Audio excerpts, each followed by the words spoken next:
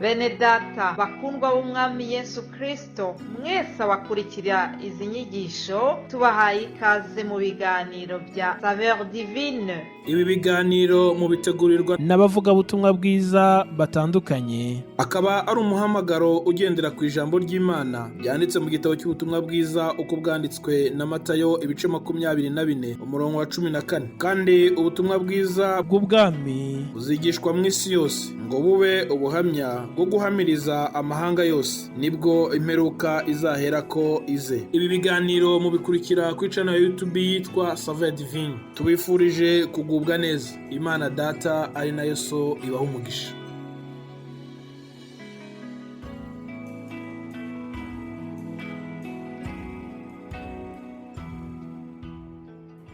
Yesu ashimwe bavandimwe, nshuti z'umusaraba, bakundwa mwese abakurikira ibi biganiro byacu bya Saveur Divine, aho muherereye ndabaramukije mu izina rya Yesu Kristo, umwami n'umukiza wacu.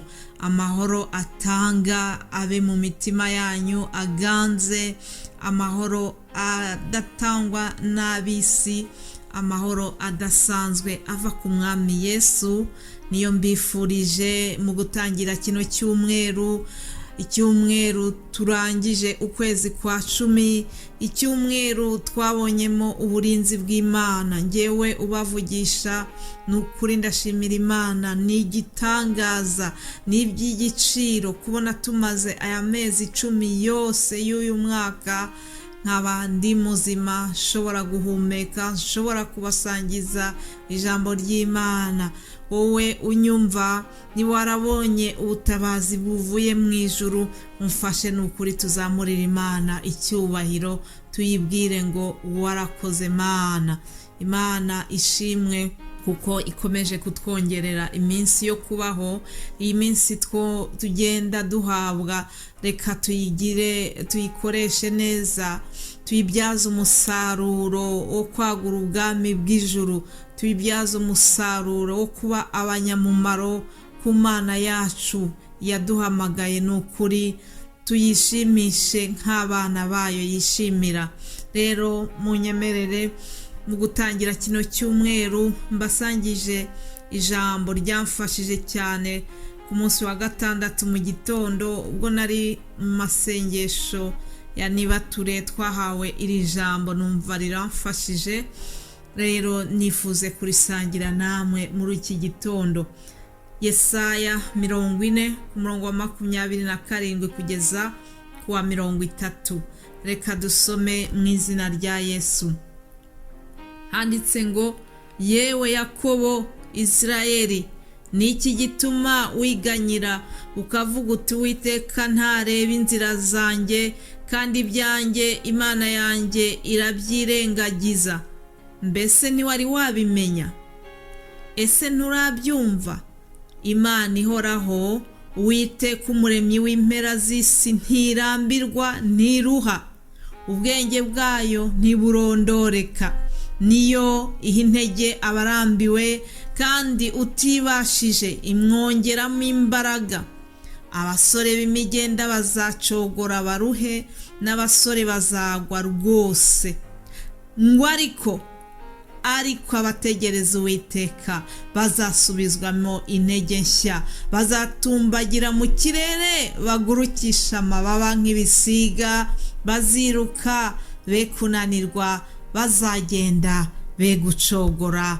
Mwakire neza ijambo ry'Imana. Haleluya. Iri jambo ritangiye ribaza ikibazo, ribwira uwitwa Yakobo, Isirayeli, ariko ndagira ngo ngusabe ahangaha ku murongo wa 24 hatangira havuga ngo, yewe Yakobo, nawe uhashyira izina ryawe, yewe Odeta, yewe Yosefu, yewe Eric, yewe Dawidi, yewe Felicita, yewe shyiraho izina ryawe. Umenye yuko Imana ikuvugishije, irakubwira uti mbega yewe uri kwiganyira ukavuga uti Uwiteka yarantaye, mbese ni iki gitumye wiheba, ngo ntabwo wabimenye, ngo ntabwo wabyumvise. Imana ihoraho Uwiteka, umuremyi w'ijuru n'isi, niyo intege abarambiwe. Nje kukubwira muri iki gitondo ngo niba wari urambiwe, niba wumvaga ucitse intege, nje kukubwira ngo Imana iraje ije kugongerera imbaraga. Ni Imana ibishoboye, ni Imana yongerera imbaraga abacitse intege, kandi ngo abategereza Uwiteka iyo Mana ngo izabasubizamo intege nshya. Haleluya. Ndakwingingira Imana muri iki gitondo ngo niba wari utentebutse, niba wari ucitse intege, niba wari ufite umubabaro, niba wumvaga wihebye, Imana ikongereremo imbaraga biturutse mu ijambo ryayo. Ijambo ry'Imana ni ubuhanuzi butavangiwe. Rero Imana iratubwiye binyuze muri iri jambo ngo niyo iha intege abarambiwe. Mbese hari ibintu bikurambiye, mbese hari ibintu biguteye impungenge, mbese hari ibintu bigutumye umutima wawe uguhagararamo, ndagusabira Imana biturutse mu iri jambo ngo yongere iguha imbaraga, yongere gutera intege. Aho wumvaga wabivamo, aho wumvaga urambiwe muri uru rugendo, reka wongere uhabwe imbaraga z'Imana mu izina rya Yesu Kristo umwana wayo. Niba wumvaga urambiwe, Imana itarambirwa ije kukuruhura. Niba wumva wabivamo, niba wumvaga ubuze ibitotsi, Imana ije kugira ngo ikongerere ibitotsi, uruhuke neza. Ngo ntirambirwa, ntiruha, ntisinzira, ntiyibagirwa, ntibeshya. Haleluya. Nikeneye ubufasha irihagije. Imana twemeye, Imana twakurikiye, ni Imana iri hejuru y'ibyiyita Imana byose, irabishoboye, yitwa umushobora byose. Imana ya Isirayeli nikunezeze, Imana ya Isirayeli ikongerere imbaraga mu izina rya Yesu Kristo umwana wayo. Haleluya. Yesu nabaha umugisha mwebwe mwese abitangira uyu murimo mwiza dukora muri ibi biganiro bya Saveur Divine. Bavuga butumwa mwitanga kugira ngo tugeze abandi, tubagezeho ubutumwa bwiza. Ndabashimira cyane mbikuye ku mutima. Imana yo mu ijuru nkorera ijye iboreba umuhati wanyu, izabyibuke, izibuke amasezerano yagiranye namwe, kandi izabiture kugeza kuba bakomokaho bose. Haleluya. Nshuti z'umusaraba, ndagira ngo mbabwire yuko Uwiteka Imana dukorera ni Imana yo kwizerwa. Ijambo ryo mu Gutegeka kwa 2 igice cya 7 umurongo wa 9 handitse ngo, nuko none menya yuko Uwiteka Imana yawe ariyo Mana, ni Imana yo kwizerwa, ikomeza gusohoreza isezerano no kugirira ibambe abayikunda bakitondera amategeko yayo, ikageza ku buzukuruza babo b'ibihe 1000.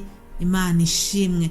Iyi Mana rero dukorera, tubonye yuko isohoza amasezerano yayo, kandi ngo ikageza ku buzukuruza babayikoreye abitondeye amategeko yayo, ibasohoreza amasezerano kugeza ku buzukuruza babo b'ibihe 1000. Imana izabiture ineza mwayigiriye, izabiture ukwitanga mwayigiriye, kugeza ku buzukuruza banyu, kugeza kuri generation nyinshi inyuma yanyu. Imana iduhana umugisha. Rero muhabwe umugisha mwese abashyigikira uyu muhamagaro. Nk'uko mubimenyereye buri cyumweru tuba dubafitiye ijambo tugenderaho.